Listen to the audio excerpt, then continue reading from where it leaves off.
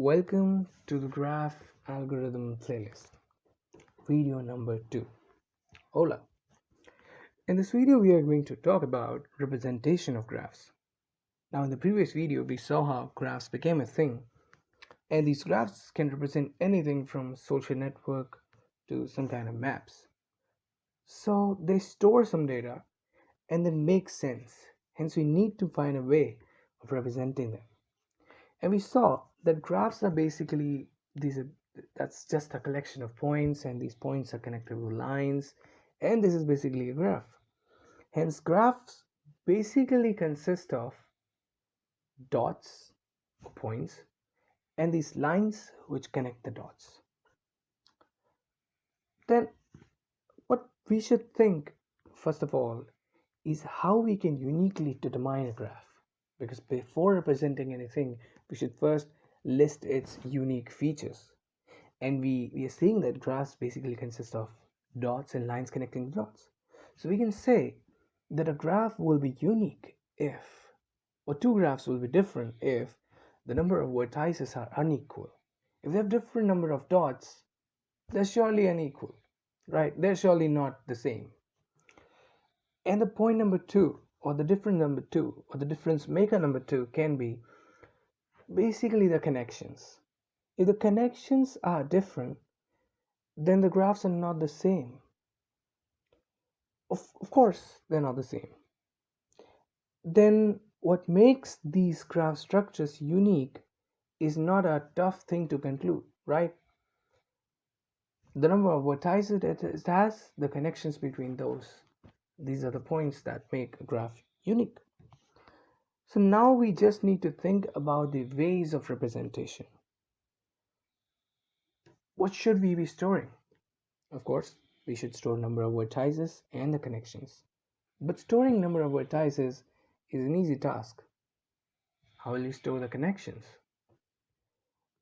To store the connections, okay, let me ping your brain cells with the following hint. How can we write these connections? See, if there is a point A connected with a point B, we can call that edge as AB.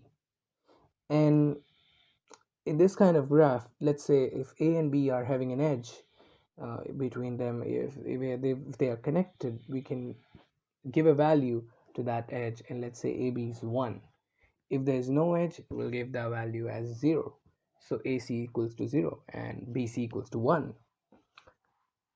Now, I think you should pause the video here, and you should pause the video for some time and think for some time. Okay, I'm gonna reveal now.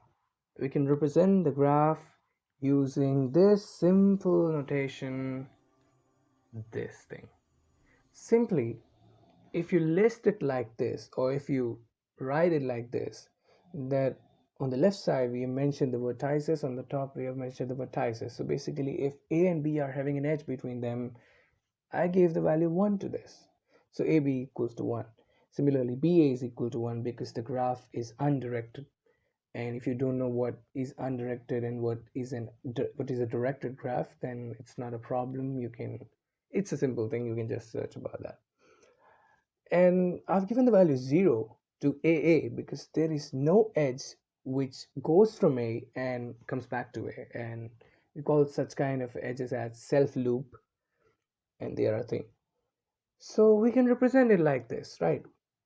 There are no edges between AC, so I gave value AC as 0. Now, every representation, or every kind of every method has its demerits, and this representation also has some, although it's quite useful sometimes and in many cases.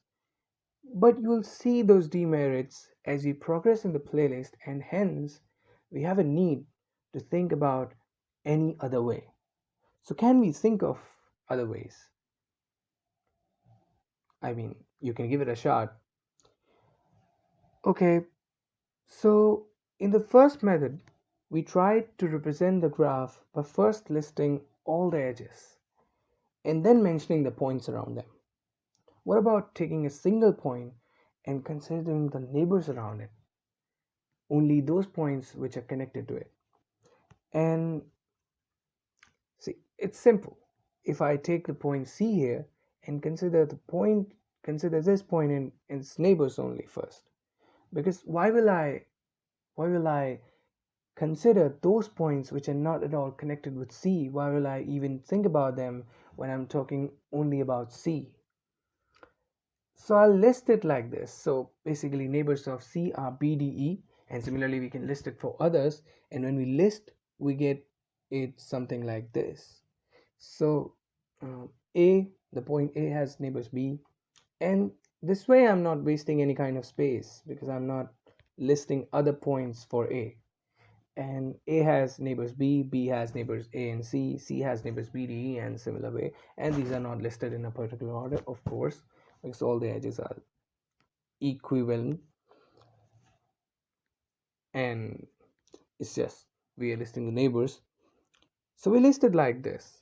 And I mean, listing this way does not require you to mention those points which are not connected to that particular point.